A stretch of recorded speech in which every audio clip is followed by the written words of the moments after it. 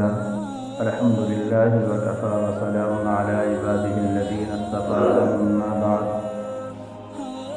فأعوذ بالله من الشيطان الرجيم بسم الله الرحمن الرحيم والذين يكنزون الذهب والفضة ولا ينفقون في سبيل الله فبشرهم بعذاب عليم صدق الله العظيم. وقال النبي صلى الله عليه وسلم بني الإسلام على خمسة شهادة أن لا إله إلا الله وأن محمد رسول الله وإقام الصلاة وإيتاء الزكاة والحج وصوم رمضان أو كما قال عليه الصلاة والسلام.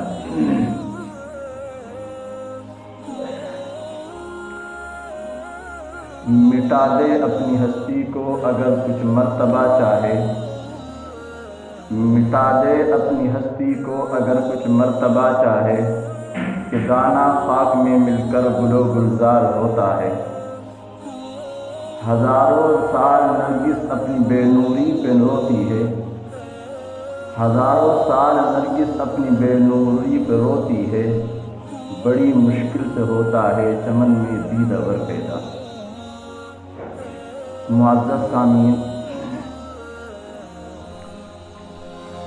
یہ رحمتوں والے مہینے کا دوسرا جمعہ ہے. پہلا عشرہ چل رہا ہے. نبی کریم صلی اللہ علیہ وسلم کے بارے میں کمال فطرت ہے کہ انسان گناہ کے کام کے لیے اپنے اسباب، مال، دولت اور حلال کی کمائی کو خرچ کر کے دوڑ رہا ہے، لیکن اللہ نے جتنے بھی اعمال کا تعلق رکھا ہے اکثر کا تعلق مال کے خرچ سے نہیں ہے، وقت اور جان کے خرچ سے ہے. ہاں، دو کا تعلق مال کے خرچ سے بھی ہے، لیکن اس کے ساتھ ساتھ شرط لگائی ہے کہ اگر اتنا مال ہو تو اس کے اوپر عمل کرنا ہے، نہ ہو تو تم پر واجب ہی نہیں ہونے. لیکن دنیا کا ہر گناہ ہم اپنے پیسے سے اختیار کر رہے ہیں. 400 روپے کی مزدوری اور انسان اس کو صبح سے 8 بجے سے اور شام 8 بجے تک کے ڈیوٹی دے کر کے 12-8 گھنٹے کی ڈیوٹی دے کر کے اس کو حاصل کرتا ہے. 500 روپے، 600 روپے، 1000 روپے، اور پھر اسی پیسے سے انسان اپنے موبائل میں ریچارج کراتا ہے اور اسی سے پھر یوٹیوب پر یا کسی اور فیس بک یا سوشل میڈیا کی کسی اور آئی ڈی پر اسی کے ذریعے سے دہشت فلمیں اور فیش باتیں بھی دیکھتا ہے. عجیب یہ حال ہے کہ اللہ کی عبادت کرنے کے لیے، خوشنودی حاصل کرنے کے لیے، اپنے دل کو منور کرنے کے لیے، اپنی جان بھی خرچ کرنے کے لیے تیار نہیں ہے، وقت بھی لگانے کے لیے تیار نہیں ہے، اور گناہوں کا اسباب اپنے اوپر رکھنے کے لیے انسان پیسہ بھی خرچ کر رہا ہے، وقت بھی دے رہا ہے، جان بھی دے رہا ہے. کمال کی بات ہے. اللہ تبارک و تعالیٰ نے جہاں انسان کے اوپر فرائض کی بات فرمائی ہے تو پورا حدیث کے اندر یوں آتا ہے بنی الاسلام علی خمس، 5 چیزوں پر اسلام کی بنیاد رکھی گئی ہے. اس کے اندر سب سے پہلے شہادت ان لا الہ الا اللہ وان محمد رسول اللہ ہے، یعنی پہلے نمبر پر یہ ہے کہ گواہی ہے، توحید الہی کو ماننا ہے اور رسالت امام صلی اللہ علیہ وسلم کی گواہی دینی ہے. یہ 2 چیزیں، یعنی اللہ کی وحدانیت کو اور اس کے محمد رسول اللہ کے، اس کے پیغمبر ہونے کو ماننا ہے، اس کی لائے ہوئے طریقے کو ماننا ہے. ان دو چیزوں کو ایک چیز سمجھا ہے، یعنی لا الہ الا اللہ محمد رسول اللہ کا اقرار کرنا ہے. دوسری بات جو ہے وہ اقام الصلاۃ، نماز کی ادائیگی ہے. اب دیکھو، لا الہ الا اللہ کہنے کے اندر اور محمد رسول اللہ کہنے کے اندر پیسے نہیں لگتے. ہاں، زبان ضرور ہلانی پڑتی ہے، اپنا دل کا رخ ضرور درست کرنا پڑتا ہے. اسی طریقے سے اقام الصلاۃ، نماز ادا کرنے کے لیے پیسے نہیں دینے پڑتے. غلط بات ہے کہ مساجد بنائی جائیں، ایسے ٹھکانے بنائے جائیں، لیکن نماز پڑھنے کے لیے فی عمل کے اندر تو کوئی پیسہ نہیں دینا پڑتا، اپنے گھر کے اندر ادا کرتا ہے جب بھی بندے کی نماز ادا ہو جاتی ہے. ایسے ہی اگلا عمل ہے والحج وإیتاء الزکاۃ، زکوٰۃ کو ادا کرنا. یہ ظاہر سی بات ہے، پیسوں کے ساتھ تعلق ہے. والحج، اور حج کا کیا ہے، یہ بھی پیسوں کے ساتھ تعلق ہے. وصوم رمضان، اور رمضان مبارک کے روزے رکھنا، لیکن اس کے ساتھ پیسے نہیں لگتے. اس کے ساتھ تو انسان کے اندر ہمت ہونی چاہیے، اللہ تعالیٰ صحت کاملہ دے. اب مطلب یہ ہے کہ انسان کے 2 فرض ایسے ہیں جو انسان پر بطور پیسے کے لازم ہیں. یعنی پیسہ ہوگا تو وہ فرض ادا ہوں گے، نہیں ہوگا تو وہ فرض ادا نہیں ہوں گے۔ ان میں نمبر 1 زکوٰۃ ہے، نمبر 2 دوسرا حج ہے۔ چلو حج کا موقع تو نہیں ہے، لیکن رمضان کے اندر زکوٰۃ کا موقع چل رہا ہے، اور اس کے اندر خرچ کرنے کا بڑا اعلیٰ ثواب ہے، بڑا فضیلت رکھی ہے اللہ تبارک و تعالیٰ نے اس کے اندر خرچ کرنے کی۔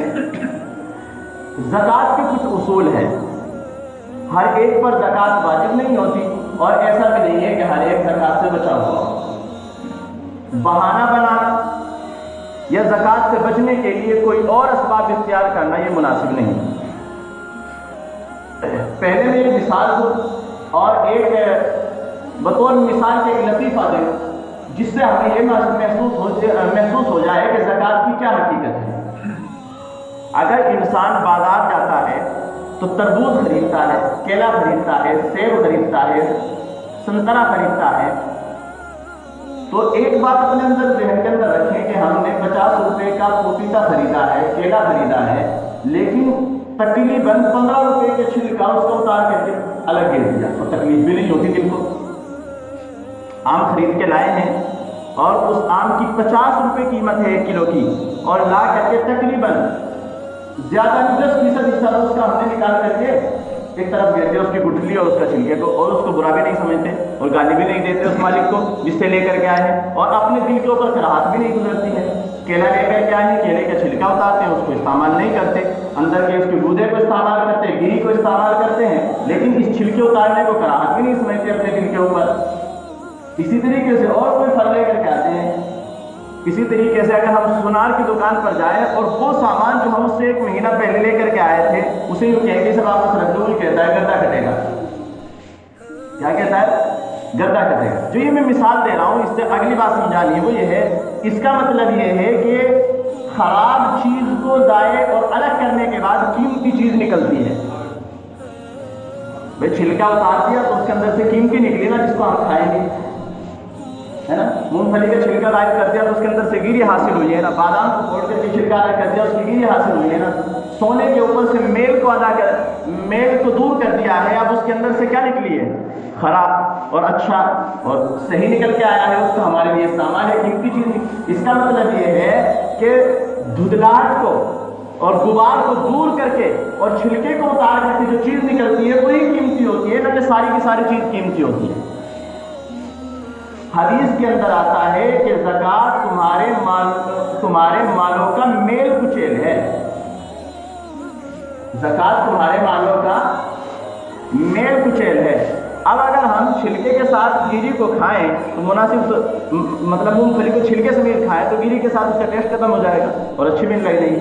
تو یہ بتائیے کہ جب ہم پر زکوٰۃ واجب ہو رہی ہو شرعی اعتبار سے اور ہم اس کو نہ ادا کر کے اس میل کو بھی اپنے حقیقی اور قیمتی مال کے اندر ملا کر کے رکھیں تو کیا اس کے اندر نہیں کڑواہٹ پیدا ہو رہی ہوگی؟ یہ ہمارا فیصلہ نہیں ہے، یہ تو اللہ کا فیصلہ ہے۔ اللہ قرآن کریم میں کہتا ہے والذین یکنزون الذهب والفضة ولا ينفقونها فی سبیل اللہ فبشرهم بعذاب علیم، کہ وہ لوگ جو سونے اور چاندی کے خزانے رکھتے ہیں، جن کے پاس کچھ مال و دولت ہے اور وہ اس کو خرچ نہیں کرتے، فبشرهم بعذاب علیم، اس کو دردناک عذاب کی خوشخبری دیجیے۔ یعنی عذاب کو بھی بطور خوشخبری کے استعمال کیا ہے۔ جب تم نے مال کو اپنے پاس رکھا اور حقوق اللہ ادا نہیں کیے، حقوق العباد ادا نہیں کیے، تو پھر خوشخبری ہوگی تمہارے لیے عذاب۔ جب اپنے گلے کے اندر کچھ گرا ہے تو معلوم یہ ہوتا ہے کہ قیمتی چیز خراب چیز کو اور نامناسب چیز کو الگ کرنے سے حاصل ہوتی ہے۔ اب زکوٰۃ ہے، اللہ کے رسول فرماتے ہیں کہ زکوٰۃ تو میل کچیل ہے، اور جب میل کچیل دور ہوگا تو مال اچھا نکلے گا۔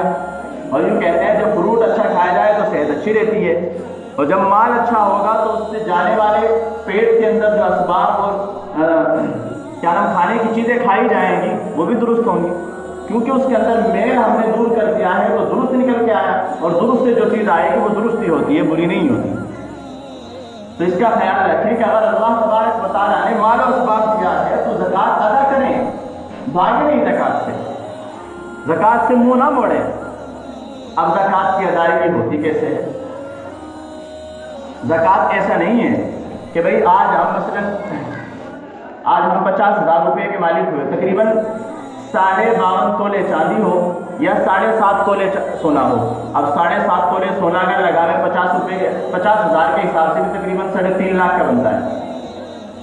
تو بہت لمبی رقم بنے گی, تو تقریباً میں اکثر کے پاس نہ ملے.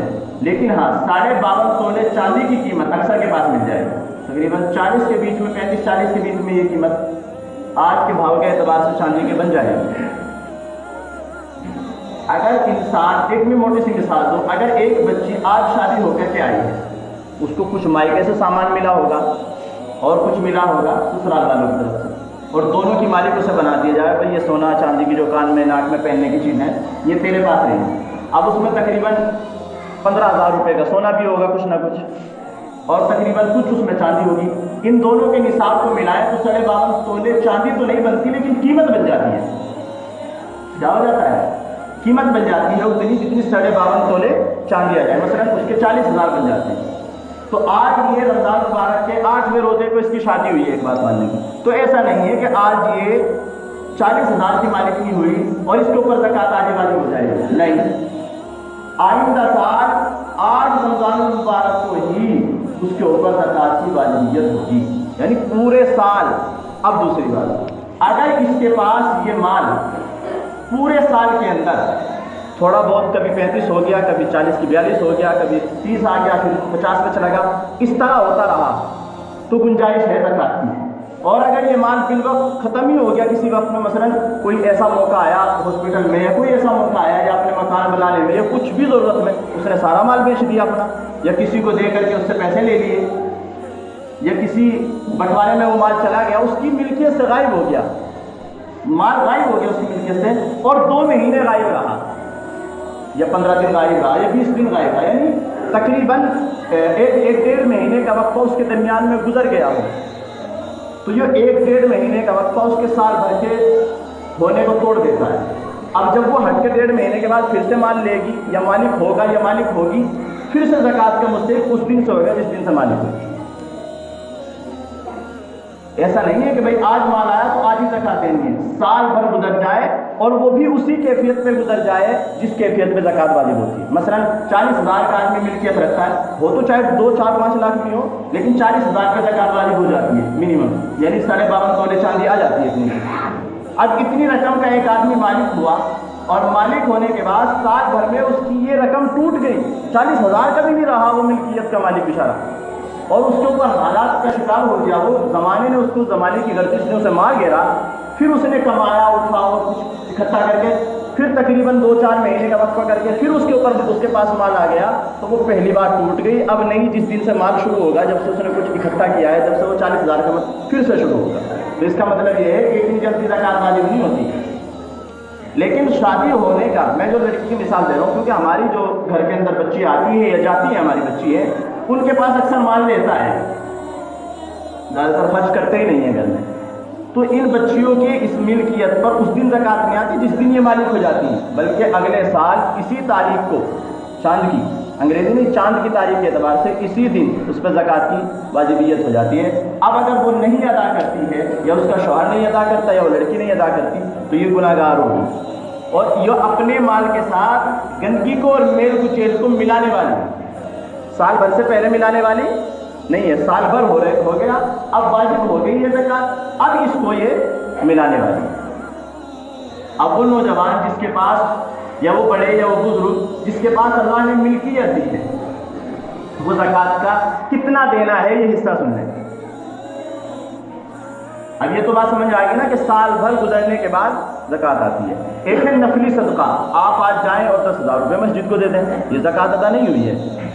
آپ روزانہ 20 روپے دیں, 30 روپے دیں, 40 روپے دیں, یہ مسئلہ نہیں, لیکن زکوٰۃ جب ہوگی جب سال بھر گزر گیا ہے اور آپ نے حساب کر لیا میرے پاس 1 لاکھ روپے ہیں, اور تقریباً یہ 1 لاکھ روپے میرے اوپر, یعنی میں نصاب کا مالک ہو گیا تھا شروع میں ہی, اور 1 سال سے مجھے اب آ کے 1 لاکھ روپے کا ملکیت ہے, تو وہ 1 لاکھ کا حساب لگا دیں, وہ 2,500 روپے اس پہ کیا کرتے ہیں, زکوٰۃ کے ادا کرتے ہیں. 1 لاکھ پہ 2,500 روپے, یعنی 40 روپے پہ 1 روپیہ, 100 روپے پہ 2.5 روپے یہ ادا کرنا ہے.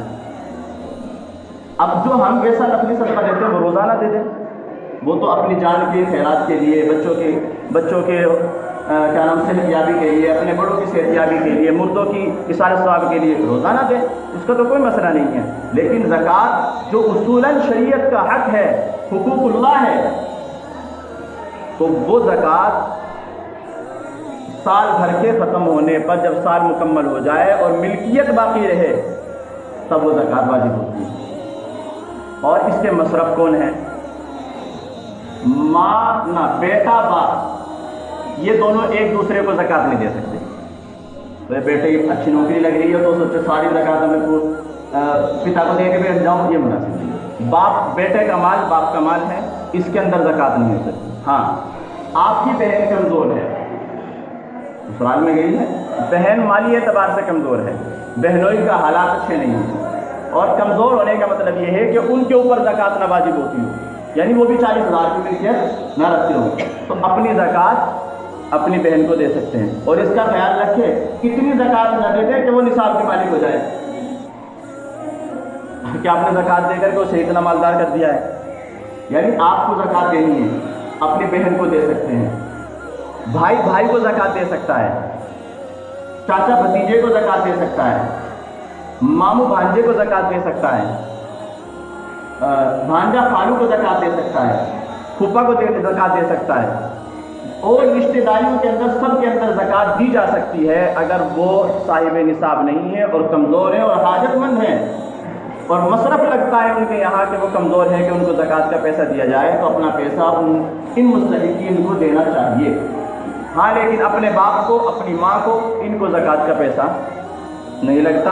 یہ آپ کے اس مال کے مستحق ہیں جو آپ کے پاس گھر میں رکھا ہو، کہ بینک میں ہو چاہے جیب میں لے لو، یہ پورے کے پورے اس کے ملکیت ہے۔ نبی پاک صلی اللہ علیہ وسلم نے فرمایا، تیرا مال تو اور تیرا مال تیرے والد کے لیے۔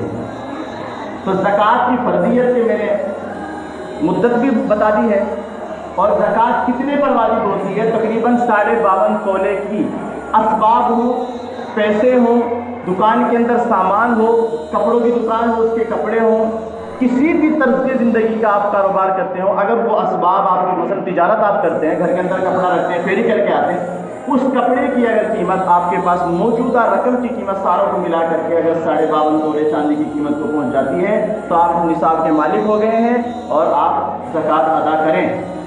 اس کا مطلب ہے کہ 40,000 کی زکوٰۃ ادا کرنی ہے۔ یہ کم سے کم کا تعلق ہے کہ جب نصاب کا مالک ہو جاتا ہے، باقی اگر 1 لاکھ ہوں گے تو اس کے حساب سے اس کی رقم جوڑ دیں۔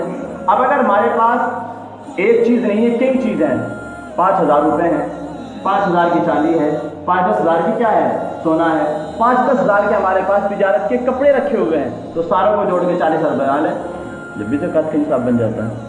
بنانا جب ہے جب 1 سال گزر جائے، سال بھر سے پہلے زکوٰۃ واجب نہیں ہوتی۔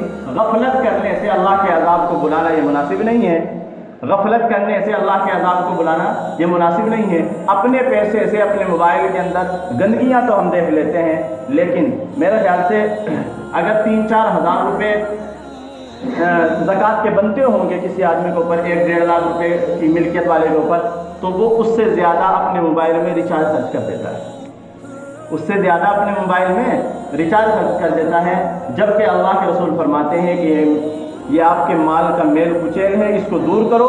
جب میل کچیل دور ہو جاتا ہے تو ستھرائی اور صفائی سامنے آ جاتی ہے، کیونکہ ہر گندگی کو دور کرنے کے بعد، کیچڑ کو صاف کرنے کے بعد ہیرے اور قیمتی چیزیں نکلتی ہیں۔ جب میل کچیل دور ہوگا تو قیمت نکل کر کے آئے گی، اور جب قیمت ہمارے پاس ہوگی تو ہمارا دل بھی منور ہوگا اس کے کھانے سے، اور ہمارے اندر نورانیت بھی آئے گی۔ گناہوں کا اتنا ہی اثر ہم پر ہوتا جا رہا ہے کہ جتنا ہم اس سے دین سے دور ہوتے جا رہے ہیں، اتنا ہی زیادہ ہم گناہوں کے قریب ہوتے جا رہے ہیں۔ اور گناہوں کے قریب میں ایک سب سے بڑی بات یہ ہے غفلت، سستی۔ غفلت، سستی، انسان کسی کے یہاں مزدوری کرے اور غفلت کرے تو اس کو مزدوری دینے سے منہ پھیرتا ہے، تو پھر اللہ تبارک و تعالیٰ نے ہمیں پیدا کیا، ہماری صحت بناتا ہے، پوری خلقت کو ہماری اللہ اپنے نظام کے اندر رکھتا ہے، اور وہ در پہ جھکیں، اس کے در پہ نہ آگے جھکیں اور اس کی فرمان برداری نہ ہو، کیونکہ قرآن کریم تو اعلان کرتا ہے وما خلقت الجن والانس الا لیعبدون۔ انسان سوچتا ہے کہ پیٹ بھرنے کے لیے پیدا کیا، ایسا نہیں ہے۔ تیرا پیٹ بھرنا بھی عبادت میں شامل ہونا چاہیے، تیرا چلنا بھی عبادت میں شامل ہونا چاہیے، تیرا بیٹھنا بھی عبادت میں شامل ہونا چاہیے۔ ہوگا کیسے یہ؟ جب بیٹھنے کے اصول سیکھے جائیں، چلنے کے اصول سیکھے جائیں، کمانے کے اصول سیکھے جائیں۔ میں نے اپنی زندگی کی 28 سالہ دور کے اندر، چلو بچپنا چھوڑ دو، تقریباً 5 سال کے اندر حد سے زیادہ مسائل پوچھنے والے دیکھیں تو سب سے زیادہ مسائل پوچھنے والے جو لوگ ہیں وہ طلاق کے ہیں. گھروں کے اندر بگاڑ والے مسائل لیں گے. کوئی بھی نہیں پوچھتا میری نماز کا مسائل کیا ہے, میری تجارت کا مسئلہ کیا ہے, میرے حج اور عمرے کا مسائل کیا ہوں گے, میں اپنے مال کو اس طرح کماتا ہوں, اس طرح خرچ کر رہا ہوں, اس کو خرچ کرنا میرے لیے صحیح ہے کہ نہیں ہے, اس کو کمانا میرے لیے کہ صحیح ہے کہ نہیں ہے. جب ہم اپنے معاملات کو جو ٹھیک نہیں کریں گے اور دین فطرت پر نہیں رکھیں گے تو یاد رکھیے اللہ کی عبادت میں اگر کوتاہی ہو تو معاف ہو جاتی ہے. دین اور فطرتاً اگر غلطی ہو تو اس کو فطرت معاف نہیں کرتی, اس سے بدلہ دیتی ہے. اگر ہم نے اپنی جسم کی حفاظت نہیں کی تو یہ جسم کل وبال جان بن جائے گا. ہاتھ ہمارے خلاف ہوگا, پاؤں ہمارے ہی خلاف ہوگا, جسم کا آدھا ہمارے ہی خلاف ہوگا. اور ان کے لیے سب سے بہترین یہ ہے کہ رمضان المبارک کا مہینہ ہے, استغفار کی کثرت کریں, نمازوں کی پابندی کریں. فرمایا نبی کریم صلی اللہ علیہ وسلم نے رمضان المبارک میں ایک فرض کو 70 فرضوں کے برابر کر دیا جاتا ہے اور نفل کو ایک فرض کے برابر کر دیا جاتا ہے. جہاں نفلوں کا بھی فرضوں جیسا ثواب ملے اور فرضوں کا 70 فرضوں جیسا ثواب ملے, پھر کیوں غفلت کی زندگی, کیوں رسوائی کی زندگی اور کیوں اپنے آپ کو دوری کی زندگی گزارے. اللہ تبارک و تعالی ہمیں کہنے سے زیادہ عمل کی توفیق عطا فرمائے. باقر دعوانا الحمدللہ رب العالمین.